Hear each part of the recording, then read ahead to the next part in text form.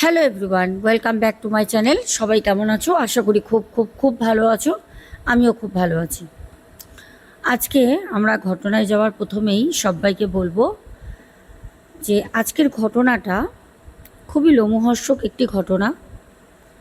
আর আরেকটি কথা তোমাদের সাথে শেয়ার করব, সেটা হচ্ছে যেহেতুনিক আমি একদিন গ্যাপে গ্যাপে তোমাদের সামনে ভিডিও আনছি, তোমরা জানো কিছু কারণবশত এখন আমি যতদিন না একটু সুস্থ হচ্ছি আর এদিকের কাজগুলো কিছু কাজে ব্যস্ত আছি, সেগুলো যতদিন না হালকা হচ্ছে আমি একদিন বাদে বাদে তোমাদের জন্য ভিডিও আনবো। তারপর একটু যদি শরীরটা ঠিক হয়ে যায়, আগের মতো বেটার হলে, যখনই বেটার ফিল করব তখনই আমি আবার রেগুলার কিন্তু তোমাদের কাছে আসব। তোমাদের কাছে আমি জানতে চাই যে তার জন্য তোমাদের কি কোনো রকম কোনো প্রবলেম হচ্ছে, অবশ্যই আমাকে জানাবে। তাহলে চলো আজকে আর বেশি কথা বলবো না, সোজা যাব ঘটনায়। আজকে আন্দুল থেকে আমাদের একটি ঘটনা আসে। আন্দুলে যে দাদা ভাই ঘটনাটা পাঠান, অ্যাকচুয়ালি ওনার খুব ব্যক্তিগত একটি প্রবলেম নিয়ে উনি আমার সাথে গত বছর যোগাযোগ করেছিলেন। ওনাকে আমি কাজটা করে দিই। ওনার সেটা একটা ব্যক্তিগত জমি জায়গা নিয়ে নিজেদের পারিবারিক একটা সমস্যা ছিল। কাজটা দিয়ে বলেছিলাম, কাজটা 2-3 মাসও হবার না, হতে হতে প্রায় বছর লাগবে। তো সেরকম একটা বছরই লাগে। যাই হোক, কাজটা করে দেওয়ার পর উনি আমার সাথে 1 বছর পর যোগাযোগ করেন। গত 2 দিন আগে উনি আমাকে বলেন যে ম্যাডাম, আপনার হয়তো মনে আছে যে আপনার কাছ দিয়ে আমি কাজ করিয়েছিলাম। আমি বললাম হ্যাঁ, আমার সবার মনে থাকে, তোমরা যারা যারা আমার কাছে কাজ করাও। অনেকেই এসে বলো যে দিদি ভুলে গেছো। আমি কাউকে ভুলি না। হ্যাঁ, সময়ের অভাবে হয়তো তোমাদের সাথে যোগাযোগ করতে পারি না, কিন্তু ভুলবো কেন, মনে তোমাদের অবশ্যই আমি সব সময় রাখি। তো তখন আমি বললাম হ্যাঁ মনে আছে, কি হয়েছে, কোনো প্রবলেম হয়েছে? তখন আমাকে বলল যে দিদি না, প্রবলেম তো কিছু হয়নি। জমি জায়গা নিয়ে যে কাজটা আমি করিয়েছিলাম সেই কাজটা আমি সাকসেস হয়েছি। আপনি যেরকম বলেছিলেন সেরকমই হয়েছে, কিন্তু আমি একটা অন্য কাজের জন্য আপনার সাথে আজকে কন্ট্যাক্ট করছি। আমি বললাম অন্য কাজ মানে কী কাজ, অন্য কী কাজ? তখন বললেন যে ম্যাডাম, আমাদের বাড়ির পাশে একটা পরিবার ফাঁকা মাঠে বাড়ি করে। মানে বাড়ির পাশে ওনাদের একটা ফাঁকা মাঠ ছিল, ওই মাঠে একটা পরিবার আসে। পরিবারে বাবা মা আর 2টো সন্তান আছে, একটি ছেলে একটি মেয়ে। একটির বয়স 7 বছর, একটির বয়স ওই 12.5 এবার বিষয় হয় কি, তারা ওখানে বাড়ি করে ওই 6-7 মাস মনে হয় হচ্ছে। আমাকে বললেন যে ম্যাডাম, এবার আমরা যেখানটা থাকি আমাদের বাড়ির একদম পাশে ওই বাড়িটা করাতে আমাদের সাথে খুব ভালো একটা সুসম্পর্ক ওদের সাথে হয়। বিশেষ করে আমার মা, আমার বোন, হ্যাঁ, তাদের সাথে একটা ভালো কথা আলাপ হয় না। পাশাপাশি বাড়ি করলে তোমার বাড়ি দিয়ে একটু জল চাইলো বা হয়তো বলল যে যারা বাড়ি করছে তাদেরকে আমার মা বা বোন কোনো সময় বলেছে যে দিদি চা খাবেন নাকি, আমরা খাচ্ছি, আমাদের বাড়িতে হয়তো চা হয়েছে, ওদেরকে একটু চা দেওয়া। এবার পাশাপাশি থাকতে গেলে মানুষ মানুষের সাথে একটা পরিচয়, একটা আলাপ তো হতেই থাকে না। তো সেরকমভাবে একটা পরিচয় হয় ওদের সাথে। তারাও ভালো, তারা যে খুব মানে বলতে পারি মানুষ হিসাবে খুব ভালো, মেলামেশা দিক থেকে। মানে অনেকেই হয় না যেরকম ধরো মিশতে পারে না, সেরকম না। সোজাসুজি এবার আমি ঘটনাটাই ঢুকছি। ঘটনাটা হয় যে সামনের বাড়ির ওরা যখন বাড়িটা করে, তা ওদের জমি থেকে অনেক হাড়গোড় উদ্ধার হয় মাটির তলা দিয়ে। ভিত যখন কাটা হয় তখন কিছু হাড় পাওয়া যায়।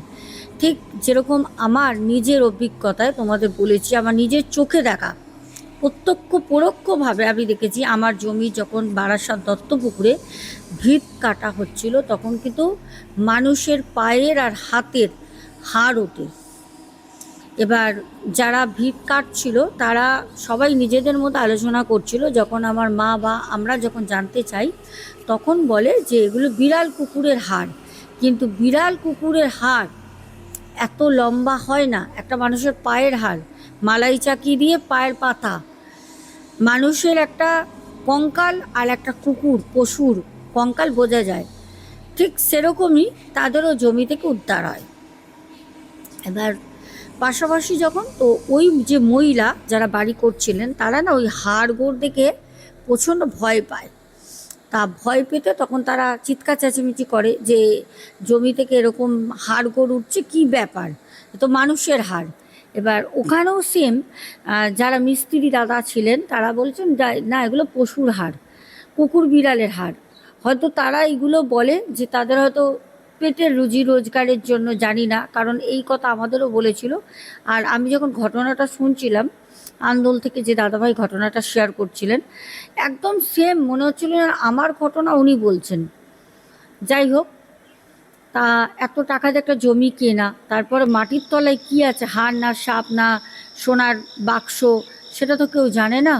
এবার সেই জায়গাটা কেউ তার জীবনের মানে রুজি রোজগার জমানো টাকা দিয়ে কেনার পর সে তো ওই হাড় গোড়ের জন্য জমিটা বাড়ি করতে করতে ছেড়ে দেবে না বা বিক্রিও করবে না, কারণ তার কাছে জীবনের সবটা শেষ।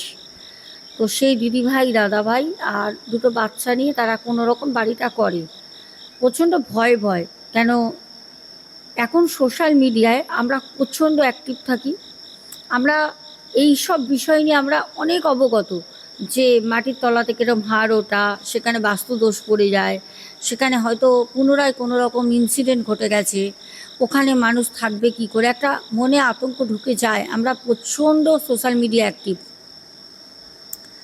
যাই হোক, দাদাভাই আমাকে বলেন, ম্যাডাম আমরা অনেক করে বোঝাই, বোঝানোর পর তারা কিন্তু বাড়িটা করে, বাড়িটা তৈরি করে। দেন তারা বাড়িতে গৃহপ্রবেশ করে ঢোকে। বাঙালি পরিবার, হিন্দুদের তো গৃহপ্রবেশটা খুব ইম্পর্টেন্ট পার্ট, একটা মান্যতা। হ্যাঁ, গৃহপ্রবেশ করে ঢুকলে সব কিছু শুভ হবে। যায়, প্রথম দিন থেকেই তাদের সাথে অ্যাক্টিভিটি শুরু হয়। প্রথম দিন থেকে প্রথম হচ্ছে ছেলেটা 7 বছর বয়স, মেয়েটার হচ্ছে 12+। ছেলেটা প্রথম দিন থেকেই ওই বাড়িতে যাওয়ার পর থেকেই শুধু খেলতে খেলতে কেঁদে কেঁদে উঠছে। খেলতে খেলতে 7 বছরের ছিল, খুব বাচ্চাও না খুব বড়ও না, এ না যে ও কিছু বোঝে না বা বলতে পারে না, সব কিছু বোঝে। এবার তার মা জিজ্ঞেস করছে, বাবা জিজ্ঞেস করছে যে কি হয়েছে, কি হয়েছে, তুই এরকম কেন করছিস, থেকে থেকে কাঁদছিস কেন, কি কারণ, পেটে ব্যথা করছে, মাথা ব্যথা করছে, কোনো প্রবলেম হচ্ছে? কোনো কথা বলছে না, কাঁদছে, কাঁদতে কাঁদতে শুয়ে ঘুমিয়ে পড়ছে। হয়তো আবার 1 ঘন্টা 8 ঘন্টা পর উঠছে, খেলা করছে, ভুলে যাচ্ছে বিষয়টা, কিন্তু আবারও হঠাৎ করে কাঁদছে। তো এরকম পুরো সেই দিনটা হয়। এবার সবাই বলছে কি ব্যাপার, নতুন বাড়ি, নতুন বাড়িতে ঢোকার পর এরকম কেন হচ্ছে। এবার যেহেতুনি ওই বাড়ির দিদিভাই প্রচণ্ড ভয় প্রথম থেকেই ছিল, কেন ওই হাড়গোড় যখন দেখেছিল বাস্তু দিয়ে ওনাদের উঠছে, তখন থেকে একটা ভয় ভয় কাজ করছিল। তো ওনার মনের মধ্যে একটা জিনিস রয়েছে, নিশ্চয়ই এই বাড়িতে কোনো রকম কিছু একটা আছে, যেটা কোনো নেগেটিভ এন্টিটি রয়েছে, যেই কারণে আমার ছেলের উপর কোনো একটা এফেক্ট হচ্ছে। এটা বারবার কিন্তু দিদিভাই মনে করছিলেন ওই বাড়ির। যাই হোক, ওনাকে বুঝিয়ে এই যে দাদাভাই ঘটনাটা বলেন, ওনার মা বোন দাদাভাই ওনার হাজব্যান্ডকে বোঝায়। যাই হোক, পাশাপাশি বাড়ি ওনারা যতটা পারে ওনাদেরকে সান্ত্বনা দেয়, হেল্প করে।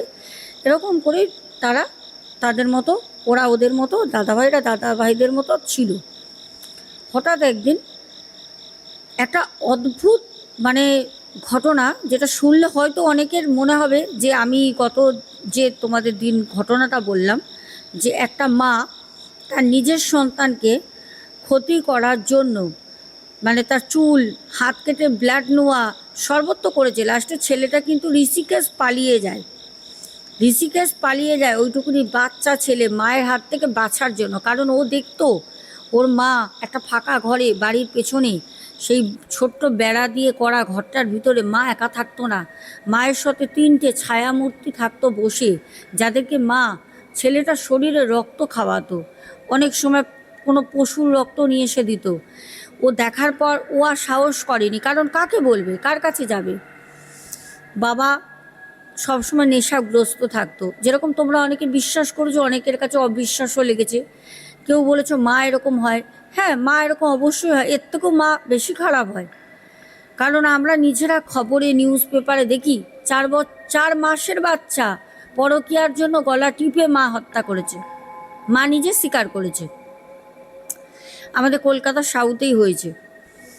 তাই এরকম আমরা হামেশাই মানে নিউজে পেপারে আমরা পাই, অবাস্তব কিছু নেই। কারণ মানুষ এমন রাক্ষস হয়ে গেছে, নিজের কার্য সিদ্ধির জন্য মানুষ সবটা করতে পারে, সবটা। কারণ আমি কিছুদিন আগে ফেসবুকে একটা ভিডিও দেখছিলাম, যে তোমরা হয়তো অনেকে দেখেছো, টাকার জন্য মানে মানুষ এতটা মানে কীভাবে নিচু হয় জানি না, খুব নাম খুব ডাক। তার একটা অ্যাস্ট্রোলজারের কথা বলছি, মানে উনি 30 কি 35 হাজার টাকা নিয়েছিল, একটা মাদুলি করে দিয়েছিল। যেই মাদুলিটার মধ্যে একটা ইট ঢোকানো ছিল, কোনো কাজ হয়নি। সে অন্য এক জায়গায় যখন যায়, উনি আবার ওনার মানে প্রতিপত্তি লোকের কাছে ফেমাস হওয়ার জন্য সেটাকে কেটে দেখায় যে এটা এর মধ্যে ইট ভরা। এখন যেটা দেখাচ্ছে আদৌ সেটা বাস্তব কিনা জানি না, কিন্তু আমার কাছেও প্রচুর ক্লায়েন্ট আছে যারা এই কথাগুলো বলে, সেখান থেকে আমি বলতে পারি কিছুটা হলেও হয়তো বাস্তব। ঠিক আছে। আর যে তান্ত্রিকের কাছে করেছিল সে অ্যাস্ট্রোলজার, বাস্তুবিদ সবই, তো সেও খুব খুব নামি দামি একজন, কলকাতায় চেম্বার আছে, বসেন, টিভিতেও আসেন উনি। তো এইরকম যদি মানুষ ভণ্ডামি করে দুটো টাকার জন্য, নিজের মা কেন করতে পারবে না? নিজের মাও তো ভাবছে আমি ব্ল্যাক ম্যাজিক শিখবো, ছেলের রক্ত, ছেলের চুল, ছেলের গায়ের স্ক্রিন তুলে স্বামীরও হয়তো নিত তার। এখানে অবিশ্বাস্য কিছু নেই। সেরকম এই ঘটনাটাও সেম। শোনো কি হয়েছিল বলি, শোনো। আমাদের দাদা ভাই আন্দুল থেকে যিনি ঘটনা পাঠান, উনি বলেন ওই যে দিদিভাই পাশে যারা ছিলেন, 2 সন্তানকে নিয়ে, তার স্বামীটা, দিদিভাই চলে যেত কাজে সকালবেলা, রাতের বেলা আসতো 9:30 9টার সময়। ওই দিদিভাই একদিন ব্যাংকে যায়, বাড়ি তৈরি করতে একটা টাকা পয়সার ব্যাপার থাকে, তো বাড়িটা করেছে, কোনো টাকা পয়সা কিছু একটা ব্যাংকের বইতে জমা বা তোলানি কিছু একটা প্রবলেম হয়েছিল। পাশাপাশি থাকলে জোরে কথা বললে শোনা যায়, একদম পাশাপাশি ঘর তো। তো দিদিভাই ওই ব্যাংকে বা পোস্ট অফিসে যায়, ছেলেটাকে স্কুলে দেয় 7 বছরের ছেলে, মেয়েটা 13 বছর, 12+। যখন বলছি তখন মেয়েটা 13 বছর বয়স হয়ে যায়। মেয়েটাকে বাড়িতে রেখে দিয়ে ছেলেটাকে স্কুলে দিয়ে সকালবেলা মা বাজার করে একদম ব্যাংকের কাজ করে 10টার পর বাড়ি ঢুকবে। 10টায় ব্যাংক বা পোস্ট অফিস খোলে।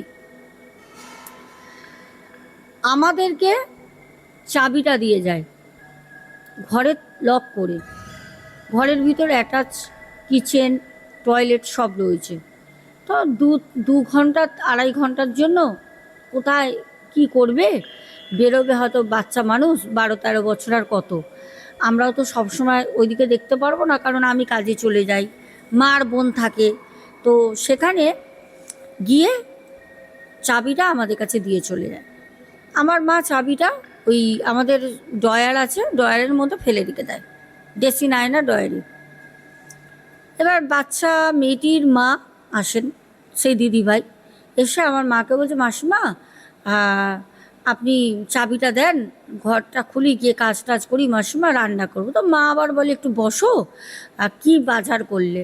তো সে দিদিভাই আবার বলে মাকে, আমি ছিলাম না, এগুলো মায়ের মুখে শোনা, যে এই রান্না করব, আজকে এই বাজার করেছি।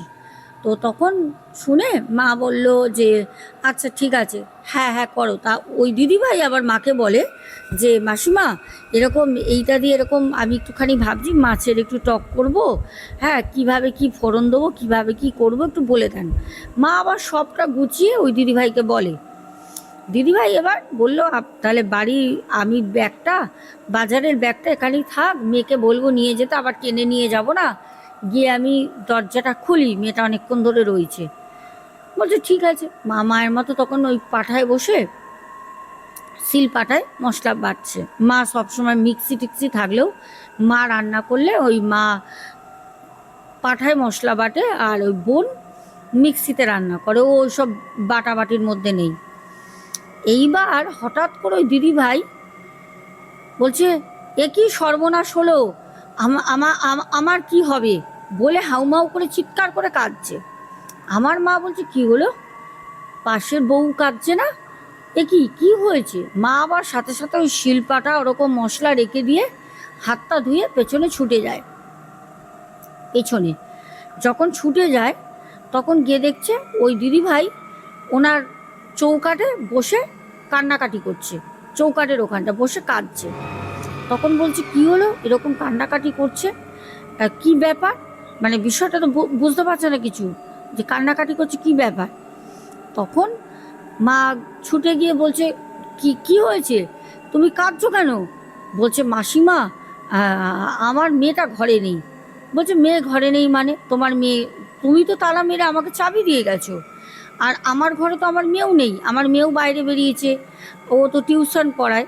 হ্যাঁ, বোনের কথা বলছে, আমার মেয়েও ঘরে নেই, চাবি তো আমি ওই যে লকার আছে, মানে যেটা টানার থাকে ড্রেসিং আয়নার নিচে, মানে মা তখন বলতে পারছে না, মানে মা ঘাবড়ে গেছে যে মেয়েটা গেল কোথায়, বাড়ি থেকে কি উধাও হয়ে গেল। এবার তার মা, ওই দিদিভাই তো কান্নাকাটি করছে, বলছে না আমার মেয়ে তো ঘরে নেই, আমি তো মেয়েকে ঘরে রীতিমতো লক করে রেখে গেছি, মেয়ে গেল কোথায়। এইবার সেই নিয়ে বাড়িতে লোকে লোক, পুরো পাড়ার লোক চলে এসছে। এবার সবাই বলছে চাবি কোথায় ছিল, চাবি কোথায় ছিল। আবার মা বলছে চাবি তো আমি এই মাসিমাকে দিয়ে গেছি। বলছে চাবি, তখন আমাদের সবাই বলছে, আমাদের তো ভালো করে মানুষ চেনে, আমাদের ওখানে আদি বাড়ি। তখন বলছে যে মাসিমা এরকম চাবি দিয়ে গেছে, চাবি কি কেউ নিয়েছিল? মা বলছে না, আমার ঘর তো ভিতর দিয়ে আটকানো থাকে, আমি তো ঘরে রান্না করছি, রান্নাঘরে, তোরা তো জানিস যে আমার ঘরে ছেলে মেয়ে না থাকলে আমি সবসময় ঘরে তালা দিয়ে ঘরের ভিতর থাকি, দিনকাল যা অবস্থা। আর চাবি তো ছিল ওর ভিতরে, শোকেশের ওখানটা, তো ওখান থেকে তো চাবি কে নেবে? না, এরকম তো কিছু না। আমার মা তো মানে হতাশা, মানে হাঁ হয়ে গেছে, এটা কী করে সম্ভব। তখন সবাই বলল দেখুন, আমার মনে হচ্ছে কিছু ভুল হচ্ছে, আপনি মেয়েকে রেখে গেছেন তো? এবার বলছে হ্যাঁ আমি মেয়েকে রেখে গেছি।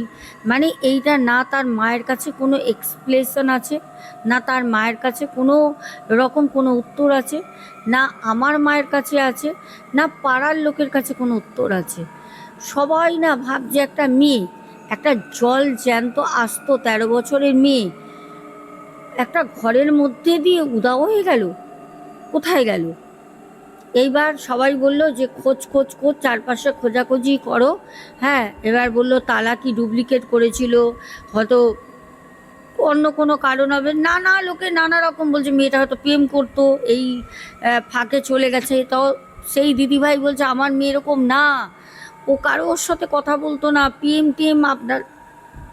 টিএম আপনারা কি বলছেন? তো এরকম কিছুক্ষণ চলতে থাকে। তা দিদিভাই তার হাজব্যান্ডকে ফোন করে, তার হাজব্যান্ড আসে, আমাকেও মা ফোন করে, আমিও বাড়ি যাই। তারপরে গিয়ে পাশাপাশি থাকি, তার মধ্যে চাবি আমাদের বাড়ি ছিল, আমাদের তো একটা রেসপন্সিবিলিটি থাকে। আমরা থানায় গেলাম দিদিভাইকে নিয়ে, থানার পুলিশ একটা ডায়েরি নিল, আমরা ডায়েরি করে বাড়ি চলে আসলাম। পুলিশ কি এর মধ্যে তদন্ত করবে? দিদিভাই বলছে আমার মেয়েকে আমি তালা দিয়ে রেখে যাই মাসিমার কাছে চাবি দিয়ে।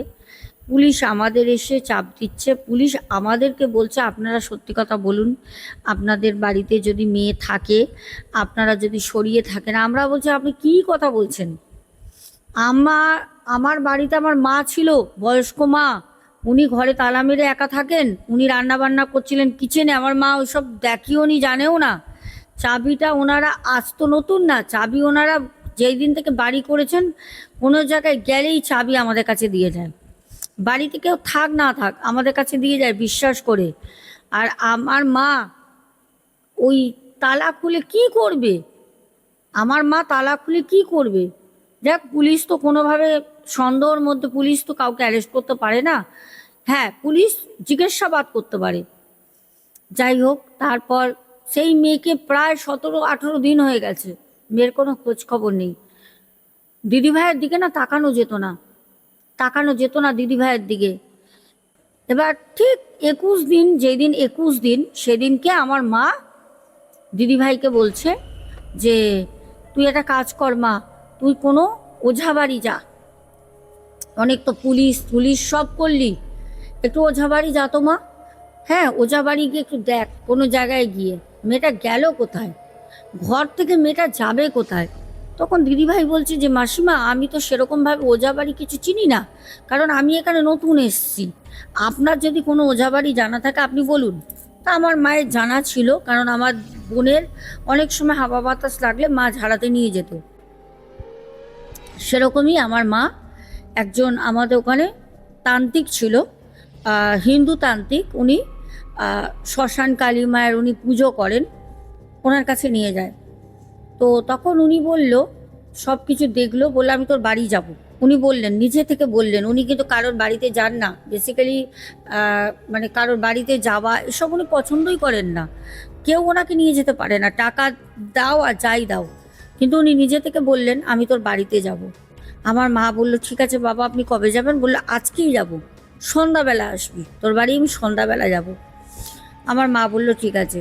সন্ধ্যাবেলা আমি, আমার মা আর ওই দিদি ভাই, মানে যার মেয়ে আর কি হারিয়ে গেছে, হারিয়ে গেছেই বলা চলে এখন, তো আমরা তিনজনে যাই। তিনজনে গিয়ে আমরা ওই যে বাবা, ওনাকে নিয়ে আসি।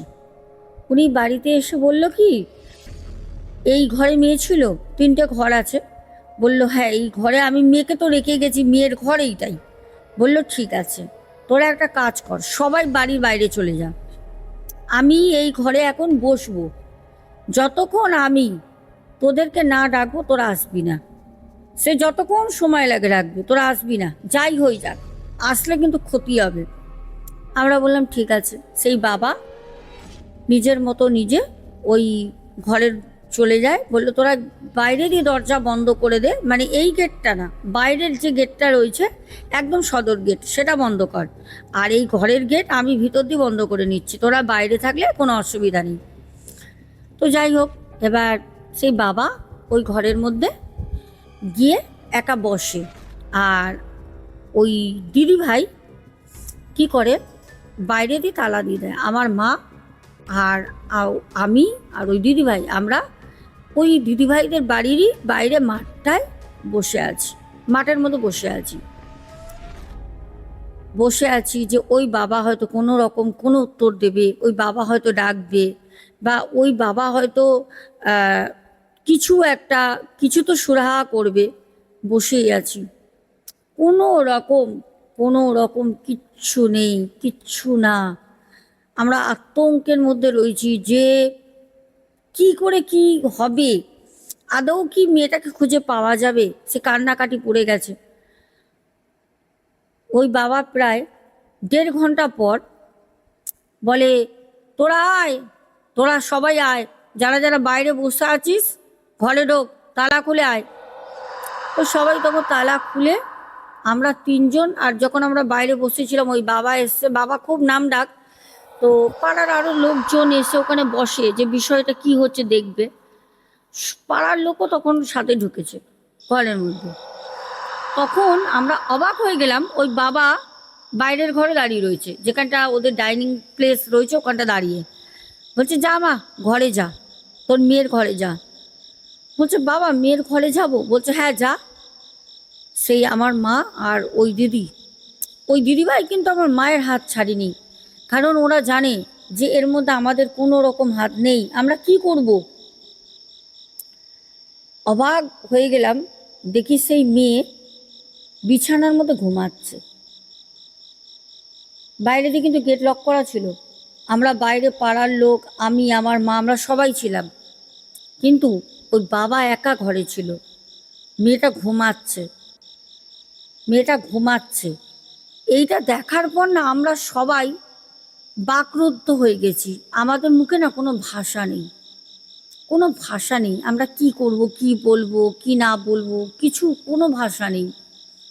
আমরা বললাম বাবা এটা কি করে? বাবা তখন বলল জয় মা কালী, জয় মা শ্মশান কালীর জয়, জয় মা কালী। বলতে বলতে না কোনো কথা বললো না, শুধু বললো চুপ, কোনো কথা বলবি না, যা বলার আমার বাড়িতে এসে বলবি, আগামীকাল আসবি। বলে বাবা ওই জয় মা কালী, জয় মা শ্মশান কালী নাম করতে করতে, চিৎকার করতে করতে খালি পায়ে বাবা চলে গেল। আমরা দেখলাম বাচ্চা মেয়েটার পায়ের তলায়, বাচ্চাটা শুয়ে রয়েছে একটা সাইড হয়ে, বালিশ টালিশে মাথা না, বিছানার মধ্যে পড়ে রয়েছে অচৈতন্য হয়ে। ওর পায়ের নিচে নোংরা, ধুলো কাদা, মনে হচ্ছে কত না হেঁটেছে, নোংরা, পাগুলো না ফেটে ফেটে গেছে। আর হাতের মধ্যে হাত ফাতগুলো, নখগুলো সব নোংরা। তো ওর মা, বাচ্চা মেয়েটার মা বলল যে এরকম কেন, আমার মেয়ে কোথায় ছিল? বাবা তো কিছু বললো না, সবাই বলল বাবা এরকমই চমৎকার বাবা, বাবার নাম করো সবাই, জয় মা কালী, জয় মা শ্মশান কালী, জয় মা, সবাই নাম নিচ্ছে একে একে সবাই বাবার। আবার সুনাম করতে করতে বেরিয়ে চলে যায়। পাড়ার লোক জানে বাবা অনেক কিছু জানে, চলে যায়। এইবার বাচ্চা মেয়েটার জ্ঞান ফিরে অনেক, মানে তখন মধ্যরাত, ডাকিনি বাচ্চা মেয়েটাকে, বাবা বলেছিল ডাকবি না, ও যখন উঠবে উঠবে।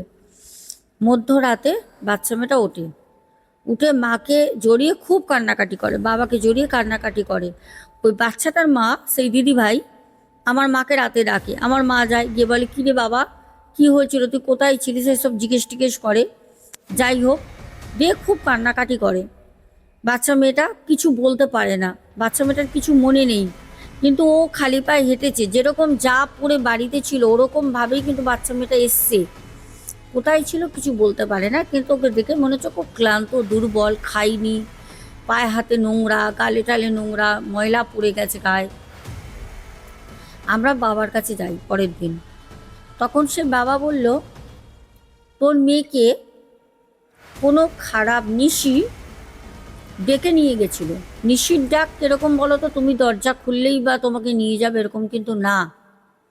নিশির ডাকে তুমি সাড়া দিলেই কিন্তু, সাড়া দিয়ে কাছে আসলেই কিন্তু তোমাকে নিয়ে চলে যাবে, সে দরজায় তালা থাক না। নিশির ডাক কিন্তু এরকম।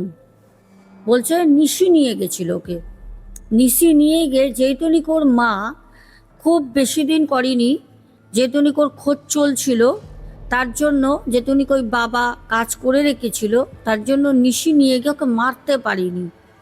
নিশিও নিয়ে গিয়ে তাকে ছেড়ে দেয় কোনো একটা গভীর জঙ্গলের মধ্যে অনেক দূরে, যেখানে ও ঘুরতে ঘুরতে ঘুরতে ঘুরতে হয়তো মারা যেত, কিন্তু শেষমেশ মেয়েটাকে পাওয়া যায়। মেয়েটার নতুন একটা জীবন ওই বাড়িতে পায়, কিন্তু তারপর থেকে ওই বাড়িতে কারোর সাথে কোনো খারাপ কিছু ঘটেনি, কিচ্ছু হয়নি। তার মা রেখে যেত না, আমাদের বাড়িতেই দিয়ে যেত, তার ছেলেকে মেয়েকে কোথাও গেলে তাদের আর ঘরে রেখে যেত না, যাতে আবার না হারিয়ে যায়। কিন্তু তাদের বাড়িতে, আমাদের বাড়িতে কোনো রকম আর কোনো রকম কিছুই হয়নি। পাড়ার লোক কোনো সময় বলতে পারবে না যে অন্য কিছু একটা অস্বাভাবিক কিছু ঘটছে।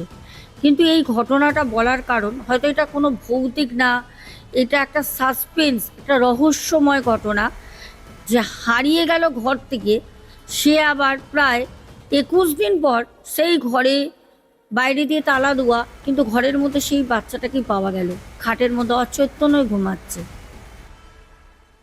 এটাই রহস্য, যে বাচ্চা মেয়েটা কোথায় ছিল, সে কোথা থেকে এলো, এটাই হচ্ছে রহস্য। আদৌ আজ পর্যন্ত সত্যিটা জানতে পারিনি যে ওর সাথে 21টা দিন কি হয়েছিল। প্রিয় দর্শক বন্ধুরা, ঘটনাটা কেমন লাগলো আমি জানি, এই ঘটনাটা আমারও অবিশ্বাস্য লেগেছিল, কিন্তু যে ভাই, মানে যে দাদাভাই আমাকে ঘটনাটা বলেছে, সে আমাকে যেরকমভাবে ঘটনাটা বলেছে, আর সে আমাকে 1 বছর পরে সে মিথ্যে ঘটনা বলবেই বা কেন।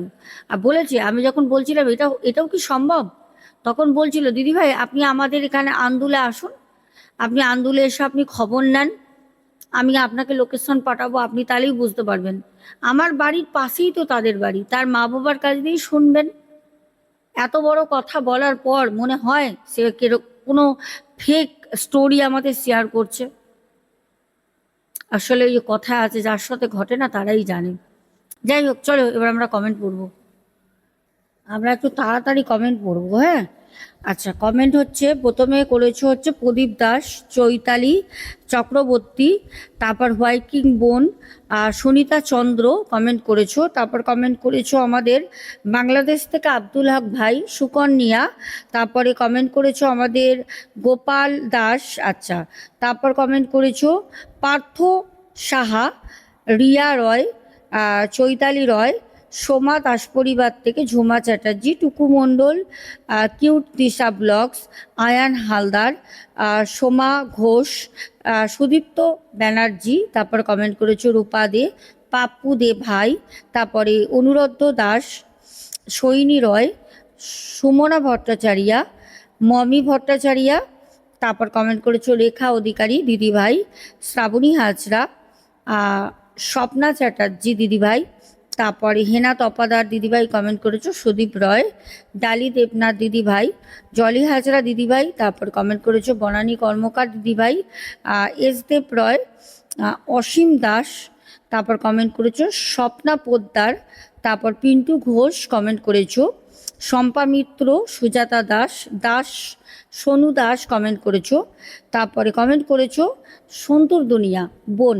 সবার আমি কমেন্টগুলো খুব তাড়াতাড়ি পড়লাম, কারণ ইম্পর্টেন্ট একটা মেল এসছে, কোনো একটা স্টোরি এসছে। যাই হোক, আমি তোমাদের সাথে যাই আসুক শেয়ার তো করবো। সবাই খুব ভালো থেকো। আর ঘটনার শেষে আমি তোমাদের একটা অ্যানাউন্স করছি, সেটা হচ্ছে 1 মে হচ্ছে পূর্ণিমা, বুদ্ধ পূর্ণিমা। সেই দিন যারা যারা কোনো কাজের জন্য বুকিং করবে তারা কিন্তু খুব তাড়াতাড়ি করবে, কারণ মোটামুটি বুকিং কিন্তু আমার কমপ্লিট হয়ে গেছে। আর 6টা থেকে 7টা বুকিং আমি নেব কাজের, বলে রাখলাম। যদি মনে হয় তাহলে তাড়াতাড়ি এই পূর্ণিমায় কাজের জন্য আমার সাথে অবশ্যই সত্তর যোগাযোগ করবে। অনলি ফর হোয়াটসঅ্যাপ নাম্বার হচ্ছে 9088336183। অনলি ফর হোয়াটসঅ্যাপ, কেউ কল করবে না। এখনের মতো আসছি, সবাই খুব ভালো থেকো। বড় মায়ের আশীর্বাদ সবার মাথার ওপরে থাক। শুভরাত্রি। চলো।